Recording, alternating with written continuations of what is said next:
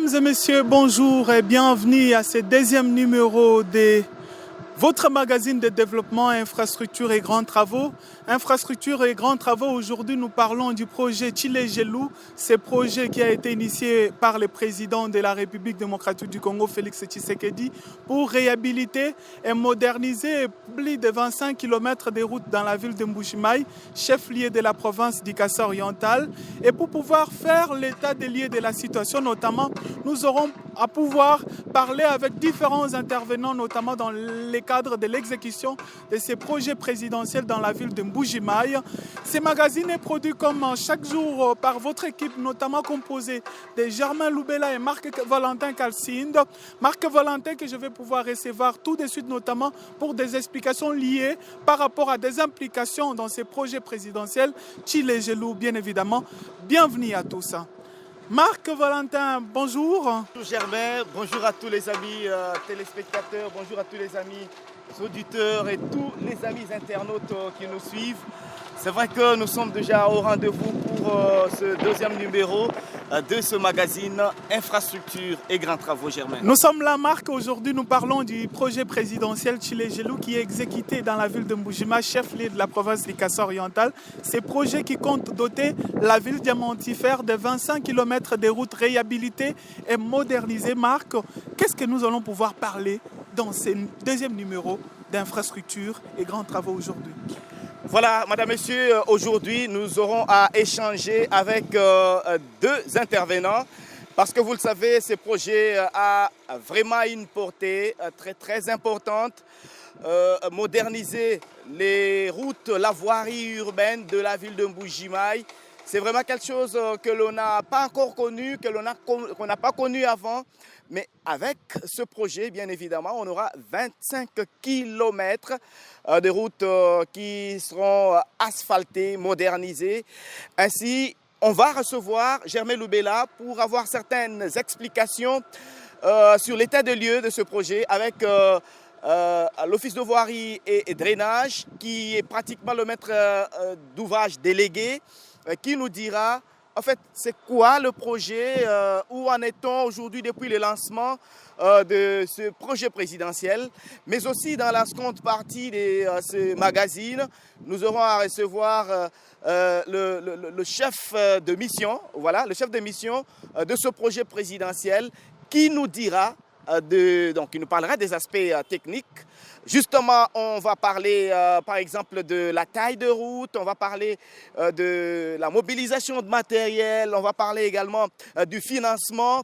Et voilà en principe les deux aspects sur lesquels on parlera dans ce deuxième numéro Infrastructure et Grands Travaux. Germain. Marc-Valentin, merci beaucoup. Et comme vous pouvez le constater, nous sommes ici à la base vie de l'entreprise attributaire Grec 7, ici à l'entrée du Cancelé. Derrière moi, ce sont les mixeurs à béton qui sont en train de travailler, de produire le béton pour la construction des caniveaux et l'élévation de murs des parois dans le cadre de ces projets présidentiels Tshilé-Gelou.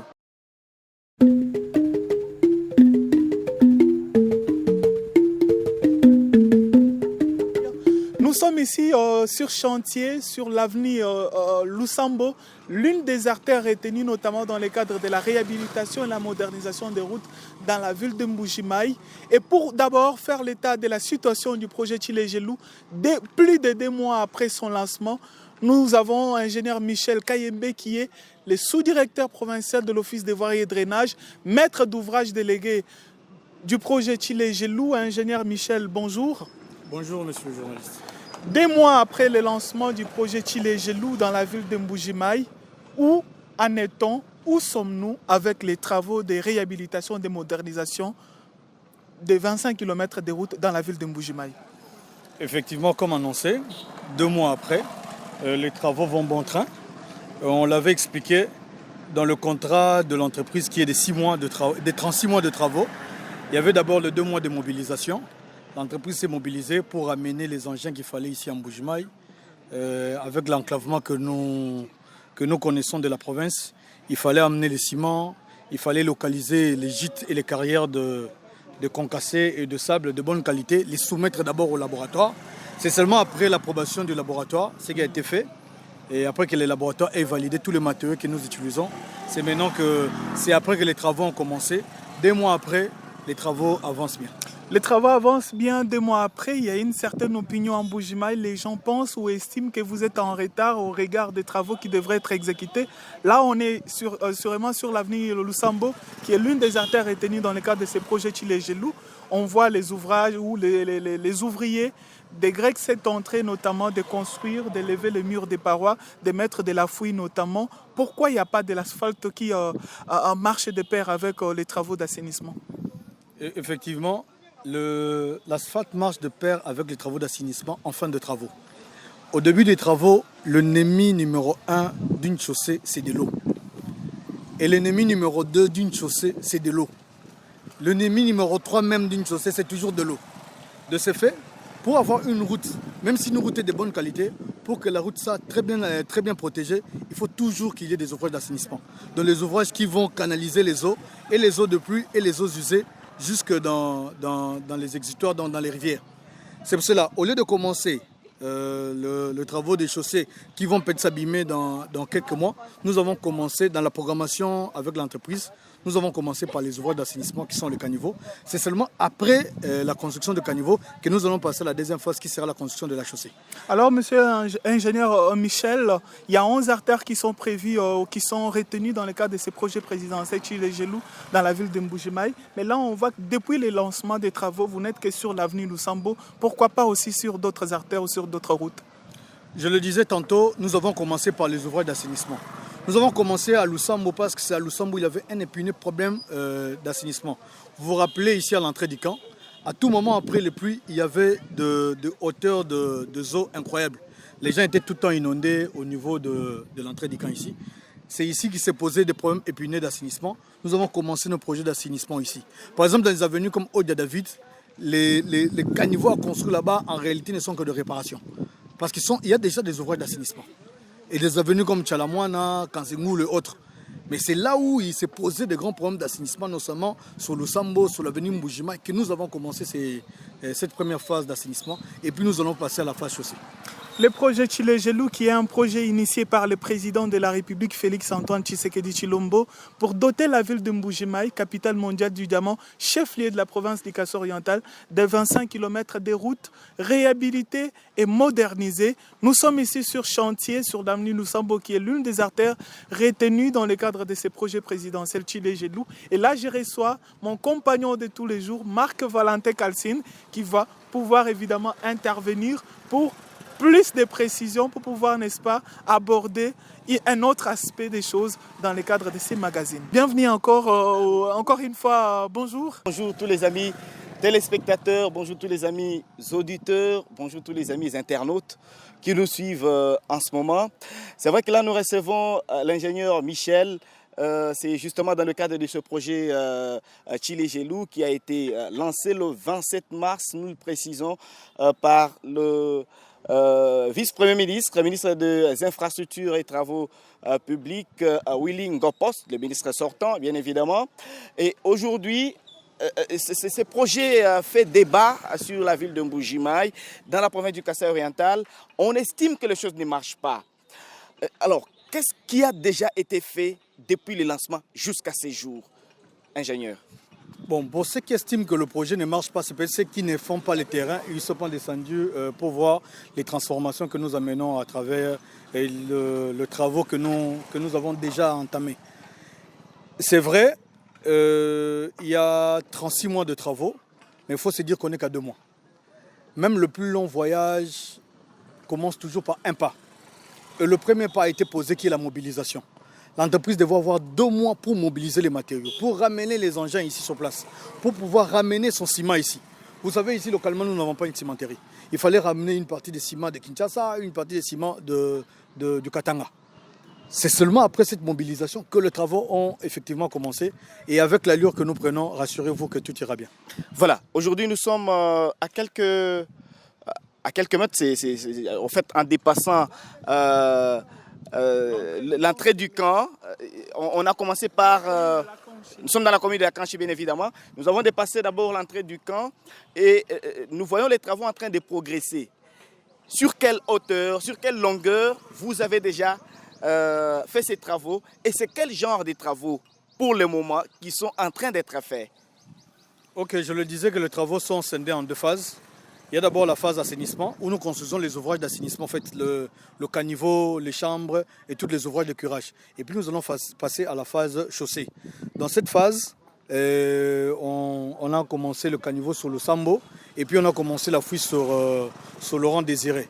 Le but, c'est de ramener toutes ces eaux vers l'exutoire du côté du rectorat. C'est là où nous allons ramener toutes les eaux et puis nous allons commencer la phase chaussée.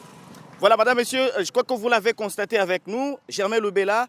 Nous avons fait en fait une espèce d'inspection sur la route, sur l'artère Lusambo, où ces travaux sont en train d'être effectués. On a vu les travaux qui sont en train d'être réalisés. En fait, pour le moment, comme l'ingénieur le précise, ce sont les travaux d'assainissement qui sont en cours. C'est pour dire que ce n'est pas maintenant que vous allez avoir la chaussée non plus. Les travaux ont toujours un début, comme il le précise lui-même. Il faudra aider les ouvrages à se maintenir pour que cela ne puisse pas céder avec le grand ennemi des ouvrages, ce n'est que l'eau, comme on vient de le dire tout à l'heure. Alors, ingénieur, peut-être la dernière question avant de recevoir peut-être le directeur qui va placer un mot, le maître d'ouvrage, bien évidemment, délégué. Peut-être la dernière question, est-ce que vous pouvez dire un mot à tous ceux qui nous suivent, les téléspectateurs, les auditeurs qui se soucient, il y en a qui n'ont pas la possibilité de se déplacer pour arriver sur le chantier et voir comment les travaux s'effectuent, voir comment les travaux évoluent. Un petit mot qui peut peut-être apaiser les esprits des uns et des autres. Effectivement, à ma qualité de fonctionnaire dirigeant de ces projets, je ne peux que rassurer la population. Que la population soit rassurée que nous sommes en train de suivre ces travaux. Et les travaux vont continuer jusqu'à l'achèvement. Nous parlons bien sûr souvent de 36 mois, mais nous devons préciser, les 36 mois, ce n'est pas seulement pour la ville de Mbuji-Mayi. Les 36 mois qui est repris dans le contrat de travaux, c'est pour tout l'espace Grand Kasaï. Mais dans la ville de Mbuji-Mayi, nous sommes en train de bousculer pour qu'on n'arrive pas à 36 mois. Au bout de 24 mois ou même 18 mois, on aura déjà même le projet fini en Mbuji-Mayi. Nous sommes en train de mettre tout en œuvre pour que ça aille comme ça. Alors Marc, là, moi j'avais pratiquement une dernière question pour ingénieur Michel, qui est le maître d'ouvrage délégué, bien évidemment.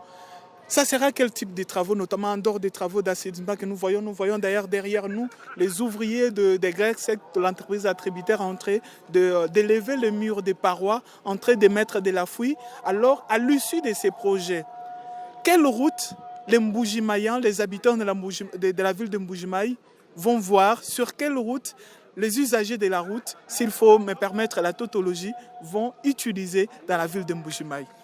Oui, à l'issue de ces travaux, parce qu'il y a des indicateurs, il y a d'abord le premier indicateur qui est sur les ouvrages d'assainissement. Après qu'on ait construit, après qu'on ait achevé les ouvrages d'assainissement, le caniveau donc, il faut qu'après les pluies, qu'il n'y ait pas d'abord une inondation sur toutes les artères qui sont concernées par le projet. Là, c'est le premier indicateur. Donc, quand on aura terminé la construction de ce caniveau, les habitants de Mbuji-Mayi vont remarquer que les artères où nous sommes passés, il n'y aura plus de problème récurrent d'inondation. Le deuxième indicateur, c'est par rapport aux travaux chaussés. Là où, quand on va construire la chaussée, sur les 11 acteurs concernés par le projet Tilé-Gelou, la fluidité du trafic, la circulation sera fluide et même la vitesse de transport sera beaucoup plus hausse. Donc pour quitter par exemple l'aéroport et arriver jusqu'au rectorat, ça sera en quelques minutes seulement parce que ça sera comme si vous glissez. Et ce sera ça nos indicateurs. Nous ne sommes pas en train seulement de parler, mais il y aura des indicateurs sur lesquels on va commencer à nous évaluer et on va veiller à ce que ça aille pour le mieux. Ingénieur Michel Kayembe, qui est sous-directeur technique de l'Office des voiries et drainage, qui est maître d'ouvrage délégué dans le cadre de ces projets présidentiels Tilé-Gelou, et ce qui nous permet bien évidemment de recevoir ingénieur Mbika Imande, qui est le chef de la mission de contrôle qui travaille dans le cadre de ces projets présidentiels Tilé-Gelou dans la ville de Mbuji-Mayi, et on se retrouve juste après.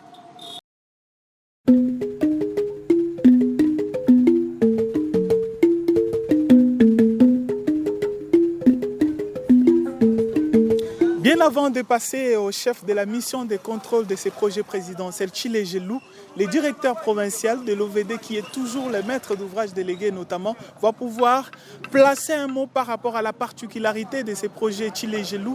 Ces projets qui est basé notamment sur son approche et son financement qui permet à la population, qui permet à tout le monde de pouvoir croire par rapport à l'issue des travaux. Monsieur le directeur, bonjour. Bonjour, monsieur le journaliste. Nous sommes là, le projet Chile Gelou qui a une particularité, notamment son approche et son financement. Qu'est-ce qui différencie le projet Chile Gelou d'autres projets? Monsieur le journaliste, il faut d'abord retenir que le projet Chile Gelou est un partenariat public-privé.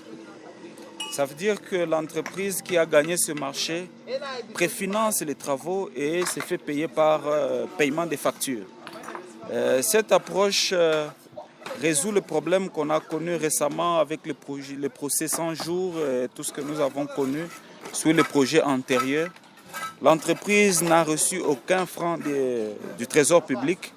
Elle exécute les travaux à concurrence d'une certaine hauteur. Elle dépose ses factures et ses factures sont payées.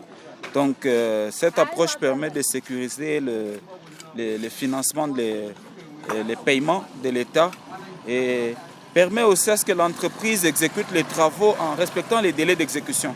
Parce qu'elle se fait payer en fonction de ce qu'elle a exécuté. Si elle n'a pas exécuté, elle n'a pas d'argent. Donc la population peut être rassurée que cette fois-ci et sous cette approche, le financement est sûr et sécurisé. Et là, mon compagnon Marc Valentin Calcine est là notamment pour un ajout par rapport à certaines questions liées à l'approche et au financement du projet Chile Gelou. Voilà, monsieur le directeur, c'est vrai, vous dites clairement que l'entreprise attributeur qui est CREC7 n'a rien reçu du gouvernement pour exécuter ses travaux. Donc vous voulez dire que l'entreprise a mis ses propres moyens et sera payée sur base de la facture. Mais il y a une certaine opinion, monsieur le directeur, qui pense que il y a mauvaise volonté dans l'exécution de ces travaux. Voilà pourquoi ça n'évolue pas, voilà pourquoi ça ne marche pas. Est-ce que vous avez un point de vue à émettre par rapport à ça? Monsieur le journaliste, nous ne pouvons pas aujourd'hui dire qu'il y a la mauvaise foi dans les chefs de l'entreprise.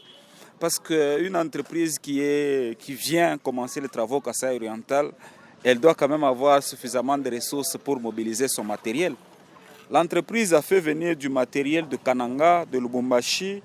Il y a un personnel qui vient de la Chine, qui est en Mbuji-Mayi depuis plus de 2 mois. Il y a les stocks ciment, les stocks carburant. Et il y a les travaux préparatoires qui ont commencé. Nous sommes déjà à plus de 500 mètres de collecteurs construits en moellon ici sur la ville de Mbuji-Mayi.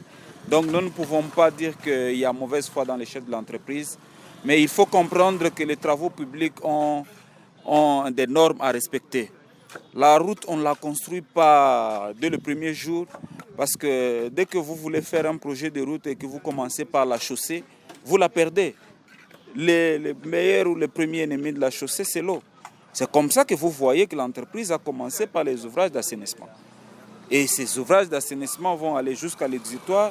Et c'est à ce moment-là que l'entreprise peut rentrer sur le corps des chaussées et la couche de roulement que les gens veulent voir en noir. Mais il y a une autre opinion qui pense que les fonds de projet Chile Gelou est géré par l'Office de voirie et drainage, qui est le maître d'ouvrage délégué. C'est une opinion qui est répandue et on estime aujourd'hui que si le projet ne marche pas, entre autres, c'est parce que l'OVD ne facilite pas la tâche à l'entreprise sur le plan financier. Monsieur le journaliste, le projet Chile Gelou marche très bien au Kasaï oriental. Nous sommes à 2 mois déjà depuis le lancement du 27 mars et l'entreprise est bien déployée sur le terrain. Les fonds ne sont pas gérés par l'OVD. Les fonds ne sont pas dans les caisses de l'OVD.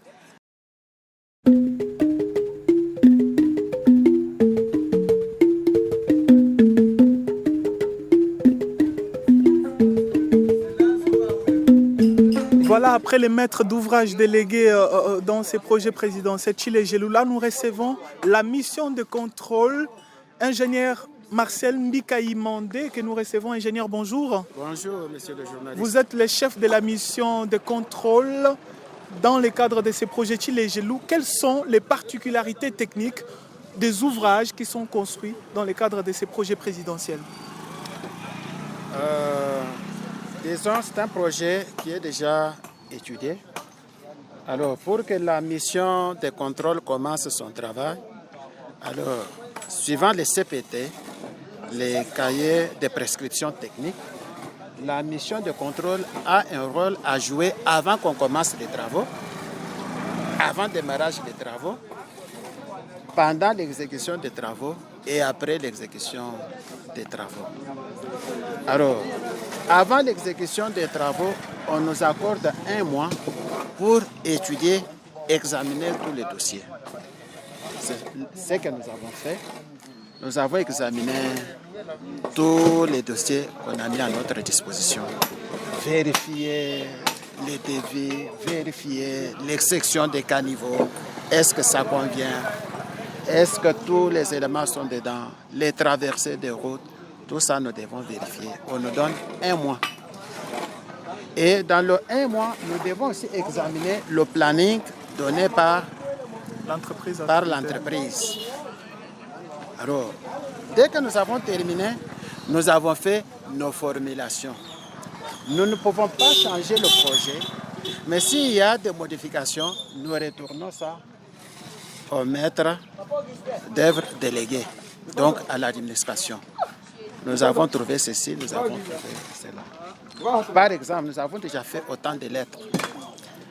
Au niveau du planning proposé par l'entrepreneur, l'entreprise prévoit l'asphaltage uniquement quand elle aura terminé toute la partie assainissement. Mais nous avons trouvé que ce n'est pas intéressant. Si nous terminons déjà l'assainissement de l'avenue Lusambo, par exemple, il ne faudrait pas attendre 2023, puisque pour eux, s'il faut faire l'asphaltage, ce sera en 2023. Nous avons dit que non, il faut qu'ils fassent un planning réaménagé. La lettre là est déjà dans le camp de l'entrepreneur. Et là, vous expliquez bien évidemment la mission ou les rôles de la mission de contrôle. Mais là, je vais accorder la parole peut-être pour terminer avec Marc Valentin qui va vous poser des questions par rapport aux particularités techniques des ouvrages qui sont construits dans le cadre de ces projets présidentiels Tchilé Gelou. Voilà, ingénieur Marcel Mbikaï-Mandé, c'est vrai, réputé pour tous les ouvrages que vous avez pu piloter dans la province. Il y a différents ouvrages, bien évidemment. Mais par rapport à ces grands travaux, par rapport à ce projet Tchilé Gelou, est-ce que vous pouvez nous dire, par exemple, la taille de la chaussée? La chaussée aura quelle taille? Est-ce que ce sera possible que 2, 3 véhicules puissent facilement se passer ou il y aura des difficultés? Quelle est la taille des chaussées et quelle est la taille également des caniveaux de ces travaux d'assainissement? Pour toutes les 11 avenues, toutes les avenues ont 2 voies x 3,5. Toutes les avenues, sauf le boulevard Laurent Désiré Kabila. Là, vous trouverez qu'il y a entre Shell et le gouvernorat, nous aurons 3 bandes de part et d'autre. Et quand nous allons au-delà du gouvernorat vers Rond-Point Koyidro, là, nous aurons 4 bandes, mais avec séparateurs. Mais sur les devis, les séparateurs ne sont pas prévus. Mais nous proposons qu'on fasse des séparateurs au milieu. Comme ça, on a 2 bandes à gauche, 2 bandes à droite. Alors, s'il faut bien comprendre, peut-être dans des termes un peu plus faciles pour les internautes, pour la population qui n'a pas la maîtrise, je l'estime bien pour la plupart, qui n'a pas la maîtrise des grands travaux par exemple, est-ce que les avenues qui seront construites auront la possibilité de voir 2-3 véhicules se passer comme on le voit peut-être ailleurs, ou ce sera 2 véhicules, donc des avenues un peu rétrécies? Disons, sur toutes les avenues, nous avons 2 voies, c'est-à-dire 2 véhicules se dépassent. Puisque c'est 7 mètres de large, 3,5 x 2. Tandis que sur Laurent Désiré Kabila, là c'est un peu plus. Donc vous aurez 2 voies, donc 2 véhicules à gauche, 2 véhicules à droite. Et la taille des caniveaux qui transportent de l'eau pour les amener dans les exutoires que vous préparez? Les caniveaux,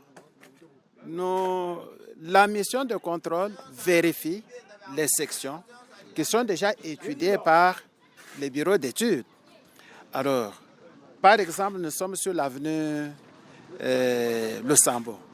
Vous regardez, vous remarquez que le caniveau que nous avons ici, c'est un caniveau de section 1,5 m x 1,5 m. C'est un grand, pas même caniveau, mais c'est un grand collecteur pour décongestionner toutes les eaux qui venaient de l'hôtel chez Chicago. Oui, passeront dans ce drain ici. Les eaux qui viendront de l'aéroport resteront à droite. Il y a aussi les eaux du camp militaire scellé. Les eaux du camp militaire scellé, c'est un problème que nous avons examiné. Le camp militaire par rapport à l'avenue de Sambo, le camp militaire, le profil est en bas. Donc, mais nos propositions qui dépassent le projet Chilejelo, il faut faire un grand collecteur qui ramasse les eaux du camp militaire, qui passe par BCRS pour aller vers la rivière Canche. Donc, bientôt, comme ils sont là, déjà demain, nous allons commencer à circuler avec eux pour leur montrer, puisqu'ils ont besoin aussi de savoir les eaux ici vont aller où. Et quand ils vont faire le plan d'exécution, les détails là, et ils vont nous refaire le planning des travaux. Merci. En tout cas, merci beaucoup, ingénieur Marcel Michaela. Vous comprenez que c'est de l'ingéniosité. L'ingénieur est en train de déballer pratiquement ce qu'il a comme travail à faire au niveau de la mission de contrôle du projet. Merci, ingénieur. On reviendra également vers vous pour beaucoup d'amples précisions au cours de l'exécution de ces travaux jusqu'à ce qu'on va avoir l'asphalte sur la ville de Mbuji-Mayi. Infrastructure et grands travaux, votre magazine vous accompagnera toujours et encore toujours. Là, je veux devoir remettre la parole à Germain Loubela. Ingénieur, merci d'avoir été avec nous. Merci d'avoir répondu à notre invitation. Merci beaucoup.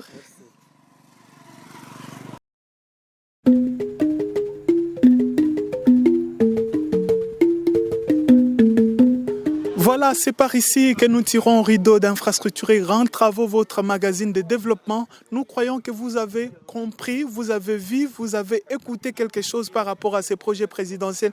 Chilejelo qui compte doter la ville de Mbuji-Mayi de 25 km des routes, réhabiliter et moderniser. Nous vous disons sincèrement merci. Merci à toute l'équipe d'infrastructures et grands travaux, Marc-Valentin Calcine, Germain Loubela, Hamilton Ngaka à la caméra et Richard Kabongo de King à la réalisation. On se retrouve très prochainement pour un nouveau numéro d'infrastructures et grands travaux. Bien de bonnes choses à vous et à la prochaine.